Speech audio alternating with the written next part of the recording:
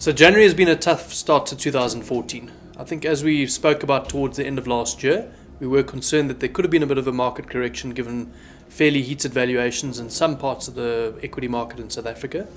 And that seems to have transpired. I mean, as we stand today, the shareholder weighted index is about close to 4% down for the month. And in dollars, even worse. I think what you've continued to see is this outflow of funds from emerging market assets. I think global fund managers are a little bit nervous about the growth prospects for emerging markets, and I think the spectre of inflation has raised its head in a lot of these economies as a result of currency weakness. So I guess the one reinforces the other. So I think what has been a big feature of this recent sell-off that we've seen has been the retail sector specifically.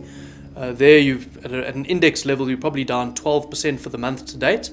And that's compared to something like resources where you're up, I think, about 6% or so for the month. So you've seen quite a big sector rotation away from the darlings of the market in the past toward the underperformers.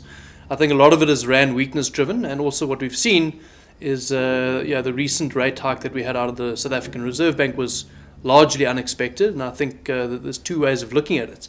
The first way of looking at it is to say, well, the market clearly was caught by surprise, and perhaps it's too early to be hiking in terms of the GDP potential of South Africa, and the consumers potentially could not cope with an additional rate burden.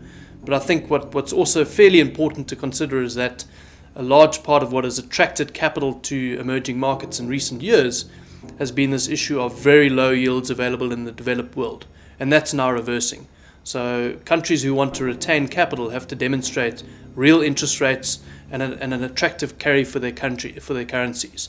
And if perhaps the disappointment that the market might have had with the interest rate hike recently is that it might not have been enough, and that's why we saw a sell-off of the currency post the interest rate increase.